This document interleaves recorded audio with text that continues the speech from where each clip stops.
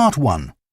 You will hear a man phoning to inquire about a cleaning service for his apartment. First, you have some time to look at questions 1 to 5.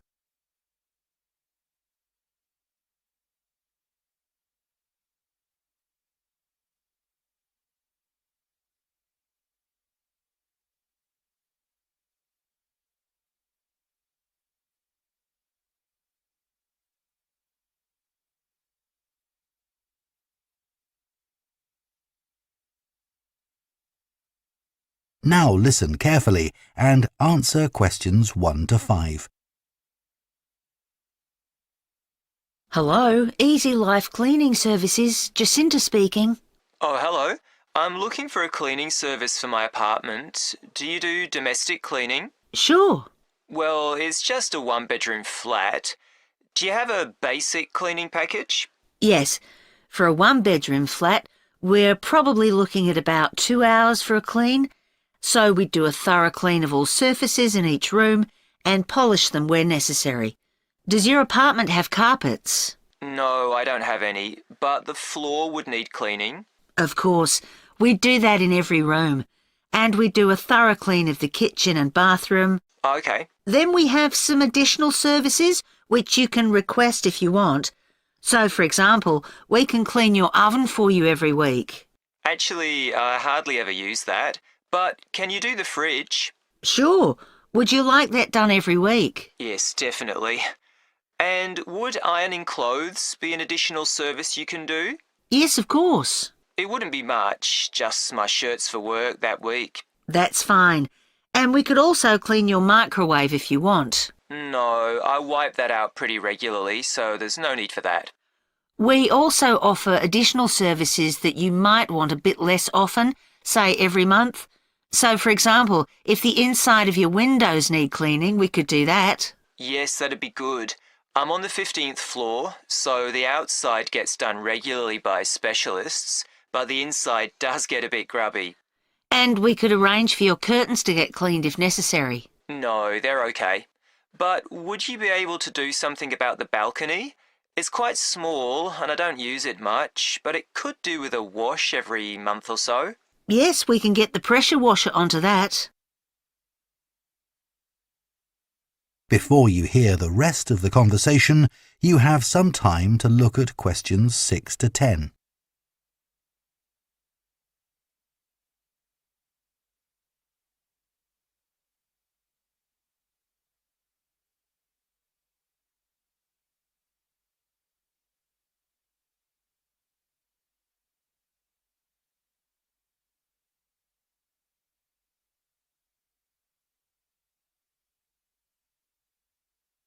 Now listen and answer questions 6 to 10. Now, if you're interested, we do offer some other possibilities to do with general maintenance. For example, if you have a problem with water and you need a plumber in a hurry, we can put you in touch with a reliable one who can come out straight away. And the same thing if you need an electrician. Right, that's good to know. I've only just moved here, so I don't have any of those sorts of contacts. And I don't know if this is of interest to you, but we also offer a special vacuum cleaning system which can improve the indoor air quality of your home by capturing up to 99% of all the dust in the air. So if you're troubled by allergies, this can make a big difference. Right, in fact, I don't have that sort of problem, but I'll bear it in mind. Now, can you tell me a bit about your cleaning staff? Of course. So all our cleaners are very carefully selected. When they apply to us, they have to undergo a security check with the police to make sure they don't have any sort of criminal background. And of course, they have to provide references as well. Then if we think they might be suitable for the job, we give them training for it. That lasts for 2 weeks, so it's very thorough, and at the end of it they have a test. If they pass that, we take them on, but we monitor them very carefully. We ask all our clients to complete a review of their performance after every visit and to email it to us, so we can pick up any problems straight away and deal with them. Okay, well, that all sounds good. And will I always have the same cleaner? Yes, We do our best to organise it that way, and we usually manage it. Good, that's fine. Right, so I'd like to go ahead and... That is the end of Part 1. You now have half a minute to check your answers to Part 1.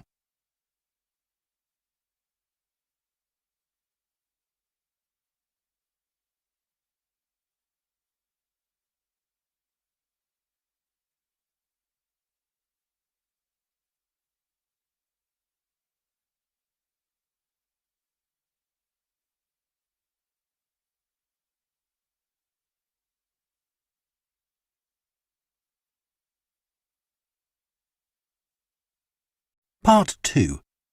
You will hear a training manager giving a talk to a group of senior staff from a hotel chain about the problem of high staff turnover. First, you have some time to look at questions 11 to 14.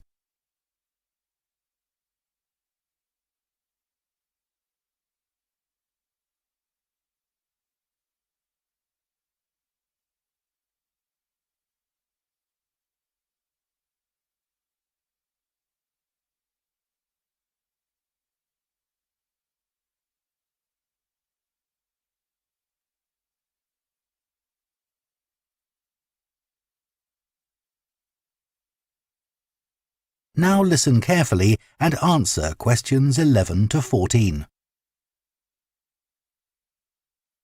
As many of you here today have worked in the hotel industry for some time, I'm sure you have experienced the problem of high staff turnover in your hotels. Every hotel relies on having loyal and experienced members of staff who make sure that everything runs smoothly. If staff are constantly changing, it can make life difficult for everyone. But why do staff leave frequently in many hotels? Of course, many hotel jobs, such as cleaning, are low-skilled and are not well paid. A lot of managers think it's this and the long hours that are the main causes of high staff turnover. But what they don't realise is that it's the lack of training in many hotel jobs which is a huge factor. So what kind of problems does a high turnover of staff cause? Well, having to recruit new staff all the time can be very time-consuming, and managers may have to cover some duties while waiting for new staff to arrive. This means they don't have time to think about less immediate problems, such as how to improve their service. When staff leave, it can also severely affect the colleagues they leave behind. It has a negative effect on remaining staff, who may start to feel that they too should be thinking about leaving. So what can be done to change this situation? Firstly, managers should stop making basic errors which leave their staff feeling upset and resentful. When organising shifts, for example, make sure you never give certain staff preferential treatment. All staff should be given some choice about when they work, and everyone should have to work some evening and weekend shifts. If you treat staff fairly, they'll be more likely to step in and help when extra staff are needed. Keeping staff happy has other tangible benefits for the business. Take the Dunwich Hotel as an example. It had been experiencing a problem with staff complaints, and in order to deal with this, invested in staff training and improved staff conditions. Not only did the level of complaints fall, but they also noticed a significant increase in the amount each customer spent during their stay. They have now introduced a customer loyalty scheme, which is going really well.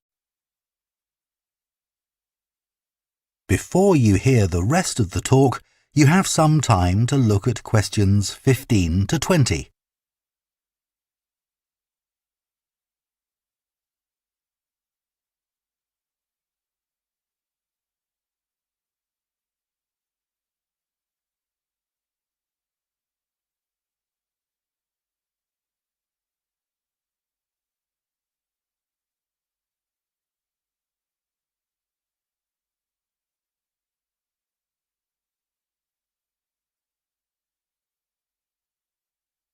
Now listen and answer questions 15 to 20. Now I'd like to look at some ways you can reduce staff turnover in your hotels. And I'll do this by giving some examples of hotels where I've done some training recently. The Sun Club received feedback which showed that staff thought managers didn't value their opinions. They weren't made to feel they were partners who were contributing to the success of the business as a whole. This situation has changed. Junior staff at all levels are regularly invited to meetings where their ideas are welcomed. A year ago, the Portland recognised the need to invest in staff retention. Their first step was to introduce a scheme for recognising talent amongst their employees. The hope is that organising training for individuals with management potential will encourage them to stay with the business. At Blue Water, managers decided to recognise 50 high achievers from across the company's huge hotel chain. As a reward, they're sent on an all-expenses-paid trip abroad every year. Fun is an important element in the trips, but there's also the opportunity to learn something useful. This year's trip included a visit to a brewery, where staff learned about the new beer that would be served in the hotel. Pentlow Hotels identified that retention of junior reception staff was an issue. In order to encourage them to see that working in a hotel could be worthwhile and rewarding with good prospects, they introduced a management program. These staff were given additional responsibilities and the chance to work in various roles in the hotel.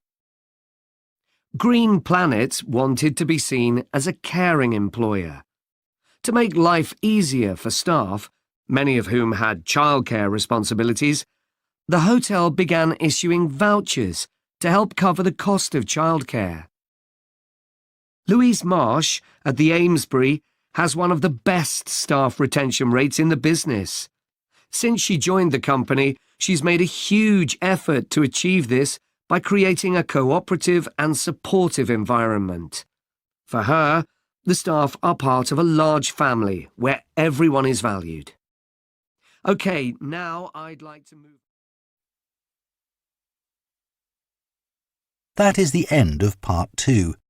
You now have half a minute to check your answers to Part 2.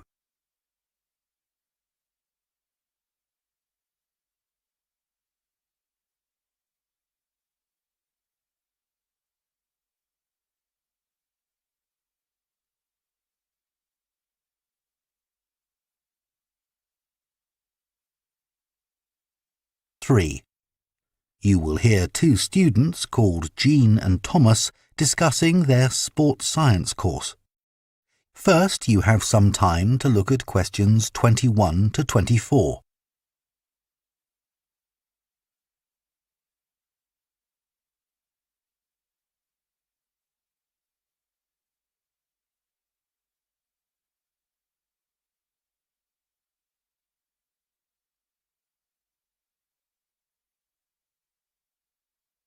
Now listen carefully and answer questions 21 to 24. Hi, Thomas. How are you enjoying the course so far? Yeah, I think it's good. Remind me, why did you decide to study sports science? Didn't you want to be a professional athlete when you were at school? Yeah, that was my goal, and all my classmates assumed I would achieve it. They thought I was brilliant. That must have been a nice feeling. I thought I could win anything. There was no one who could run faster than me. Exactly. So what happened? Did your mum and dad want you to be more academic? Not at all. Perhaps they should have pushed me harder, though. What do you mean? I think I should have practiced more. What makes you say that? Well, I went out to Kenya for a couple of weeks to train. Really? Oh, I didn't know that. I was chosen to go there out of loads of kids and run with some of the top teenage athletes in the world. And I was so calm about it.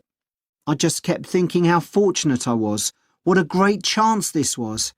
Everyone back home was so proud of me. But once we started competing, I very quickly realised I wasn't good enough. That must have been a huge shock. I thought, this can't be happening. I was used to winning. I'm sorry to hear that. It's okay. I'm over it now, and I think it's much better to do a university course. And this one has such a variety of sports-related areas. It's going to be good. Oh, I agree. I chose it because of that. Before you hear the rest of the discussion, you have some time to look at questions 25 to 30.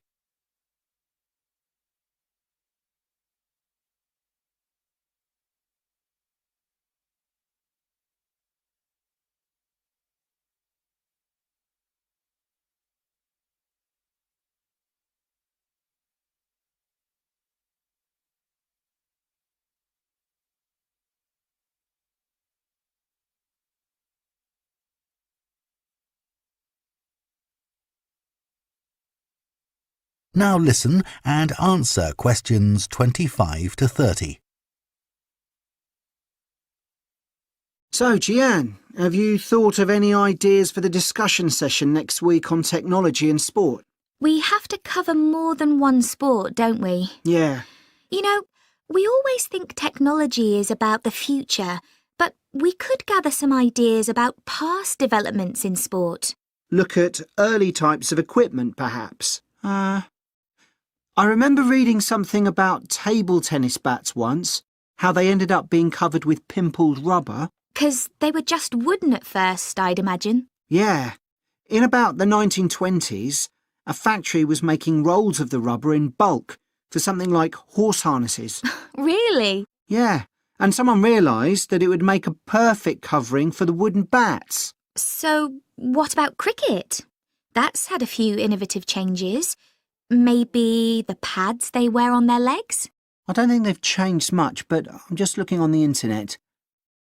And it says that when the first cricket helmet came in 1978, the Australian batsman who first wore it was booed and jeered by people watching because it was so ugly. Wow! Players have to protect themselves from getting hurt. I mean, everyone wears one now. Unlike the cycle helmet. Well, unless you're a professional. But you're right, many ordinary bikers don't wear a helmet. Hey, look at these pictures of original helmet designs. This one looks like an upside-down bowl. Yet the woman's laughing. She's so proud to be wearing it. It says serious cyclists ended up with wet hair from all the hard exercise. I guess that's why they have large air vents in them now, so that the skin can breathe more easily. OK, so we've done helmets. What about golf balls? Or better still, golf clubs. They've changed a lot. Yeah. I remember my great-grandfather telling me that because a club was made entirely of wood, it would easily break and players had to get another. There's no wood at all in them now, is there? No, they're much more powerful. The same must be true of hockey sticks. I don't think so, because players still use wooden sticks today. What it does say here, though, is that when the game started, you had to produce a stick yourself. I guess they just weren't being manufactured. So, one more perhaps? What about football? Well, I know the first balls were made of animal skin. Yeah, they covered them with pieces of leather that were stitched together. But the balls let in water when it rained. Oh, that would have made them much heavier. That's right. You can imagine the damage to players' necks when the ball was headed. Oh, how painful that must have been. Yeah. Well, I think we can put together some useful ideas and... That is the end of part 3. You now have half a minute to check your answers to part 3.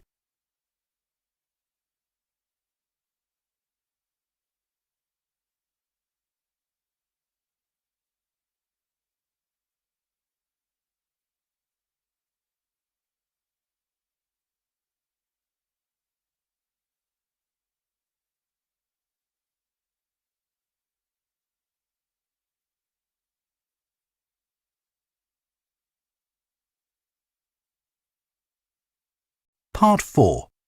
You will hear a presentation by a food science student about the production of maple syrup. First, you have some time to look at questions 31 to 40.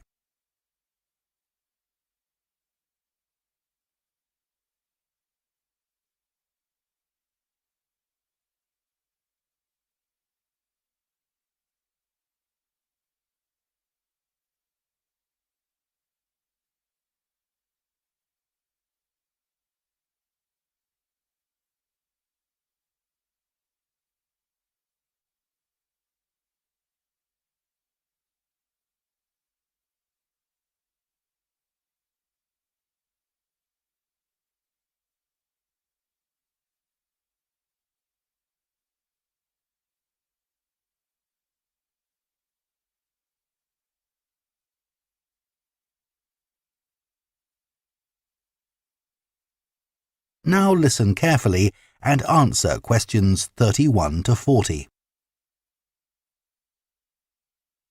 Hello, everyone.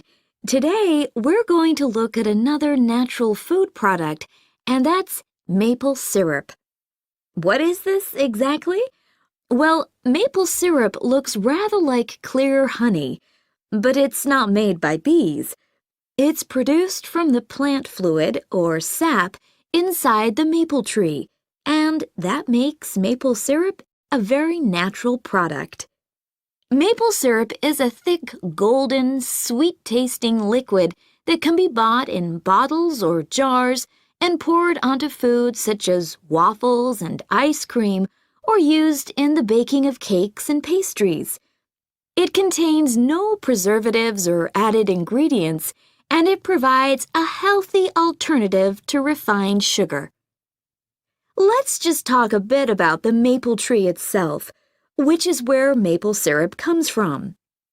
So, there are many species of maple tree, and they'll grow without fertilizer in areas where there's plenty of moisture in the soil. However, they'll only do this if another important criterion is fulfilled, which is that they must have full or partial sun exposure during the day and very cool nights. And I'll talk more about that in a minute. There are only certain parts of the world that provide all these conditions. One is Canada, and by that I mean all parts of Canada. And the other is the northeastern states of North America. In these areas, the climate suits the trees perfectly. In fact, Canada produces over 2/3 of the world's maple syrup, which is why the 5-pointed maple leaf is a Canadian symbol and has featured on the flag since 1964. So, how did maple syrup production begin?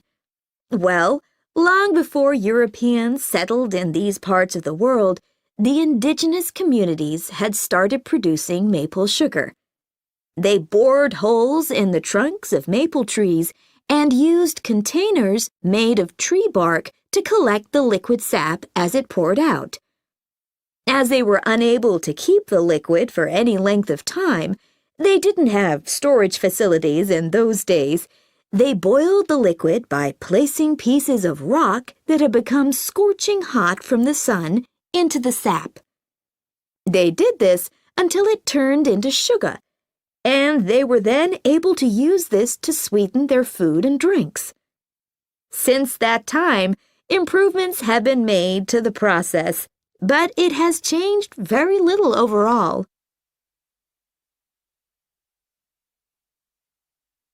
So, let's look at the production of maple syrup today. Clearly, the maple forests are a valuable resource in many Canadian and North American communities. The trees have to be well looked after, and they cannot be used to make syrup until the trunks reach a diameter of around 25 centimeters. This can take anything up to 40 years. As I've already mentioned, maple trees need the right conditions to grow and also to produce sap. Why is this? Well, what happens is that during a cold night, the tree absorbs water from the soil and that rises through the tree's vascular system. But then, in the warmer daytime, the change in temperature causes the water to be pushed back down to the bottom of the tree. This continual movement, up and down, leads to the formation of the sap needed for maple syrup production. When the tree is ready, it can be tapped, and this involves drilling a small hole into the trunk and inserting a tube into it that ends in a bucket. The trees can often take several taps, though the workers take care not to cause any damage to the healthy growth of the tree itself. The sap that comes out of the trees consists of 98% water and 2% sugar and other nutrients. It has to be boiled so that much of that water evaporates, and this process has to take place immediately using what are called evaporators. These are basically extremely large pans. The sap is poured into these. A fire is built, and the pans are then heated until the sap boils. As it does this, the water evaporates and the syrup begins to form.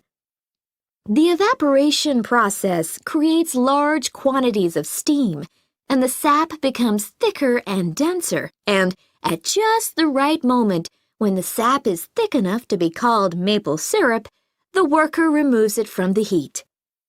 After this process, something called sugar sand has to be filtered out, as this builds up during the boiling and gives the syrup a cloudy appearance and a slightly gritty taste. Once this has been done, the syrup is ready to be packaged so that it can be used for a whole variety of products.